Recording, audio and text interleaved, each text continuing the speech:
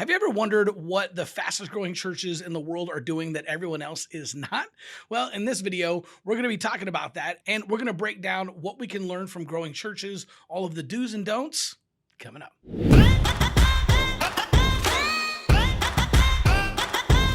Now, like, Guts has to offer. Hey, what's up, y'all? Welcome back. Now, if you are visiting the channel for the very first time and we haven't met yet, what's up? My name's Chris Abbott, but all my friends just call me Abbo. And I'm the co-owner of Church Marketing University, and I created this channel to bring you the best strategies, tactics, and ideas in order to be able to grow your church and ultimately make heaven crowded. Today's video, we're going to be talking about what some of the fastest growing churches are doing and what we can learn from them, some of the do's and don'ts, and some of those principles that they are doing so that we can copy and paste those at our church. So let's dive in. All right, so what can we learn from growing churches? Well, number one is they are coaches, not caretakers.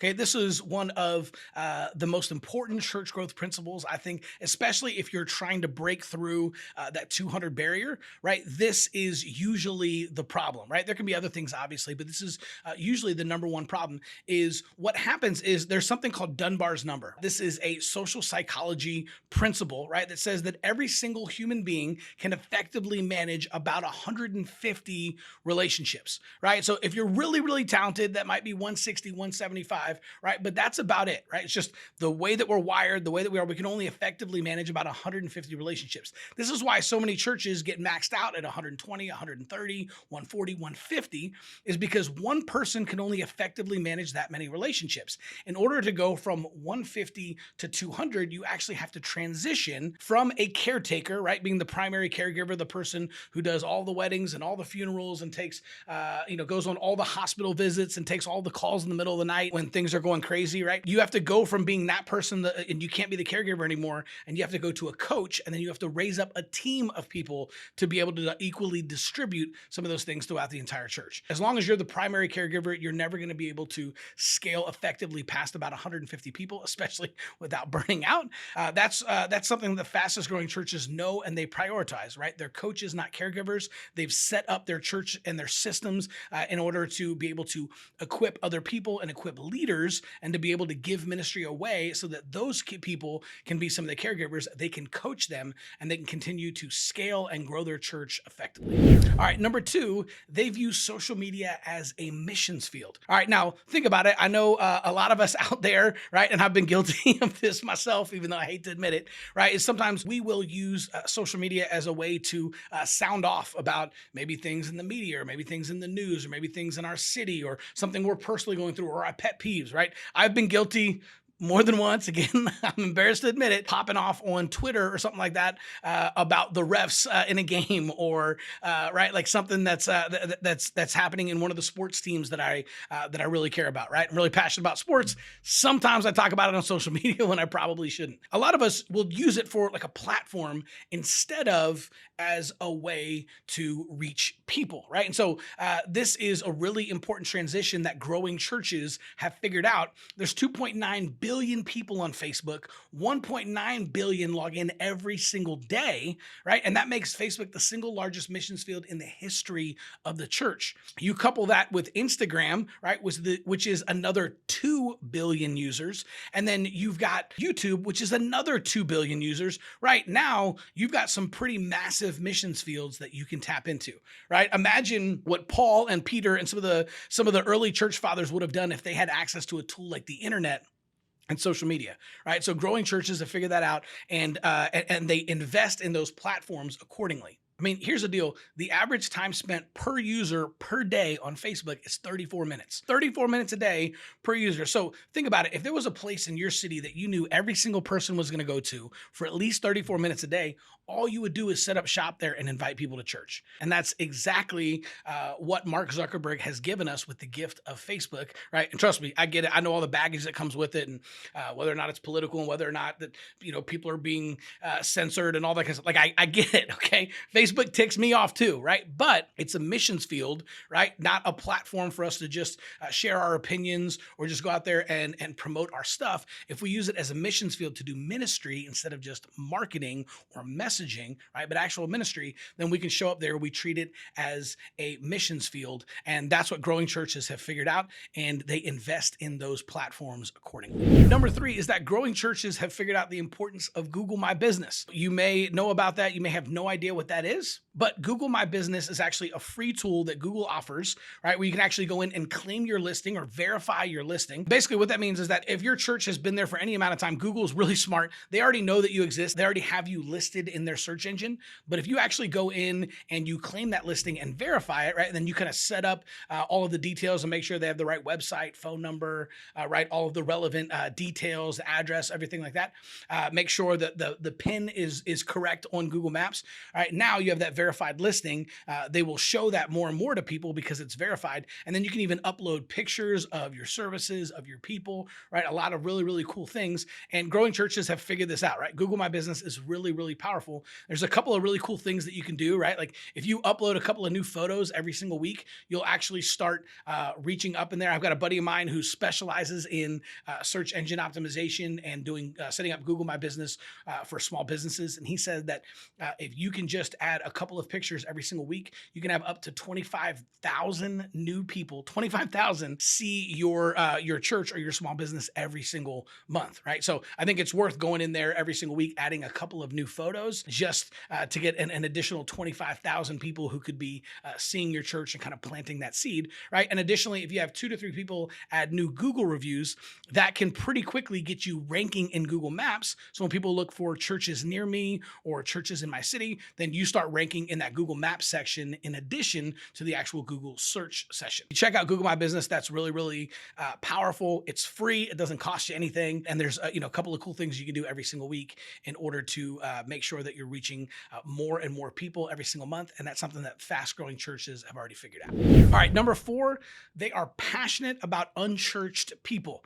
Now, I want to make a distinction here because I think we all say that we're passionate about unchurched people, but they kind of put their money where their mouth is, right? Their messaging, their outreaches, right, and their checkbook, their budget is going towards reaching unchurched people, right? So it's one thing to say that, and honestly, I think all of us want to reach unchurched people, and I think we're all passionate about it. But are we prioritizing that, right? And that's a big difference. Are we actually investing in reaching unchurched people? And it's tough because when you're truly reaching unchurched people, and it's messy. You're reaching people that are rough around the edges, and they're coming in and they got problems and they got addictions and they're hungover and but they've been through some stuff, right? They're unchurched. Let me actually read this quote from Rick Warren on reaching unchurched people. I think this is pretty eye-opening. So he says, the most overlooked principle for church growth is that we have to love people the way Jesus did. Everything we've done at Saddleback is that we love and care about lost people. The reason Jesus attracted such large crowds is because he loved people. To reach unbelievers, you have to move outside your own comfort zone and do things that often feel awkward and uncomfortable to you. It takes unselfish people to grow a church. Lost people have a lot of problems and their lives are messy. It's not by accident that Jesus compared evangelism to fishing. Fishing is often messy and smelly. So many churches want the fish they catch to be pre-scaled, gutted, cleaned, and cooked. That's why they never reach anyone. If your church is serious about reaching the unchurched, you must be willing to put up with people who have a lot of problems. Okay, man, I love that quote because I don't know about you. It's convicting for me, right? Like, I mean, when we're trying to reach the unchurched and reach the lost, right? It's going to get messy. You got to get down in the trenches. People have a lot of problems, and you have to be willing to disciple people through that kind of stuff. But fast-growing churches do that, and this is something that I think all of us can do a better job on and kind of recommit to reaching the lost. All right, so before I get to my last couple of points here, man, would you make sure to like and subscribe to this video, right? Whenever you like it, that's actually going to help YouTube's algorithm show this to more pastors and church leaders so we can reach more people and ultimately make heaven crowded. If you want to see more videos like this, make sure to subscribe to the channel and click that little bell notification. We're putting out tons of new videos over the next couple of weeks here. So make sure that you subscribe, hit that little bell notification. That way YouTube lets you know every single time we drop a new video. All right, 3 more things that we can learn from growing churches. Now, number 5 is that they have a strong volunteer culture. Now, this is something that's easy to talk about, but not super easy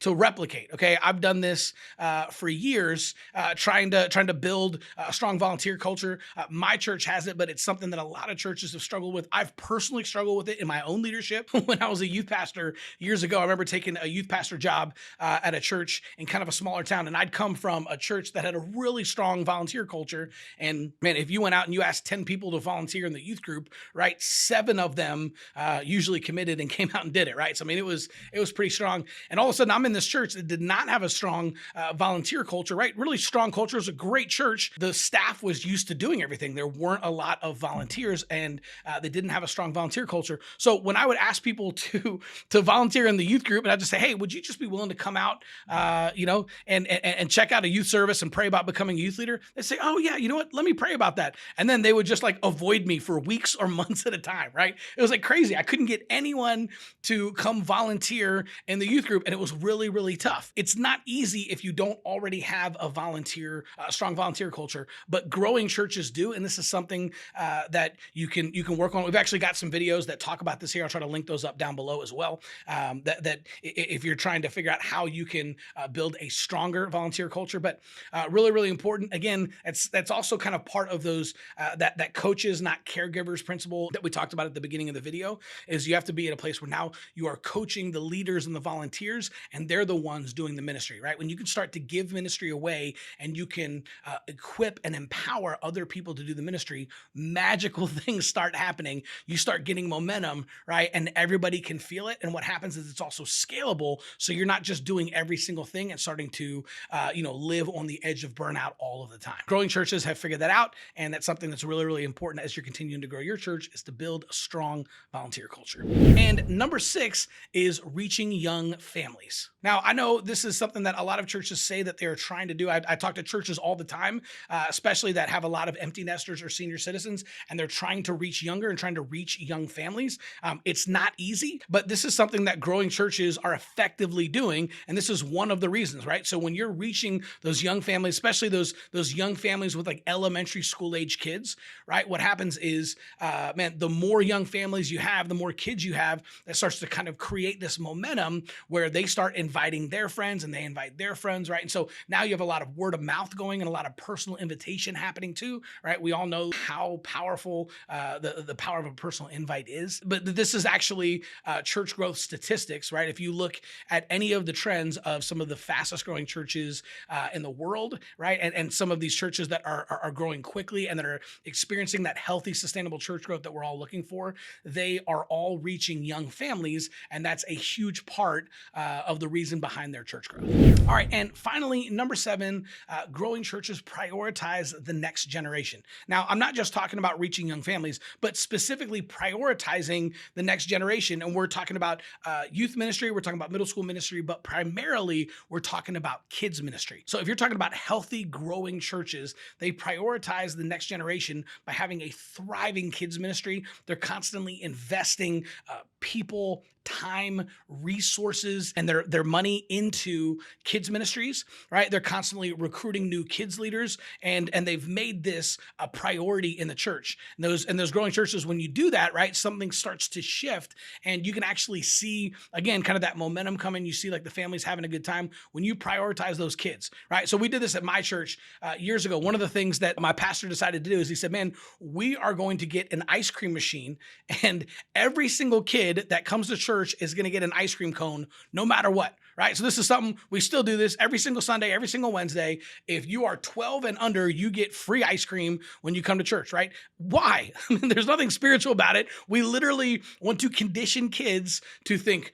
church, ice cream, God, ice cream, right? Like, what's better when you're a kid than ice cream? Because we know that we can get kids to come out and have fun at church, right? We have a better chance of them living for Jesus for the rest of their life because they have this incredible association, right? Church, God, happiness, ice cream, and it's going to work out really, really well. And I'm telling you, it may not sound spiritual, it may sound crazy, but it works, y'all. I'm telling you, I've seen it. My kids, every single Sunday, I have a 10-year-old son and a 7-year-old daughter, and they want to stand in line for ice cream every single week, and they're pumped about it, right? Like, oh man, like, hey, let's go to church, let's go get ice cream, right? Like, they're having fun, they're seeing their friends, they're high-fiving, they're, collecting Bible bucks, we call them GK bucks, right? So they're collecting GK bucks so they can spend them at the store and buy things, right? They're bringing their Bible and a notebook and a pen because they're going to get extra GK bucks for those things. They're memorizing scriptures, and they're eating ice cream at church, right? And so we just decided, hey, it doesn't matter how early or how late it is, right? When we go to the early service, our kids get ice cream anyway, right? That's just what we're going to do. And you know what? My kids love going to church. Funny how that happens, right? Okay, so if you guys like this video and you need help with some of the more technical things or some of these strategies, man, we have a lot of coaching and videos available inside of Church Marketing University, right? So if you're looking for help with those things, right, we kind of tried to break some of these things down and give you guys some practical strategies that you can go implement by yourself. If you just want someone to hold your hand and kind of lead the way and show you exactly how to set some of these things up, exactly how to prioritize the next generation, and you just want some help doing some of those things, maybe just pray about or consider joining Church Marketing University. We've actually, at least at the time of this video, we've got a couple of scholarships available. If you're a smaller church or you have a smaller budget and things are a little bit tight right now, you can go to churchmarketinguniversity.com/scholarship, or you can click the link in the description below, and you can actually apply for a scholarship. We've got a few available right now, and we actually do up to a 90% scholarship to CMU. So again, if that's something that you're interested in, and that you'd like to do, you can just go to churchmarketinguniversity.com/scholarship,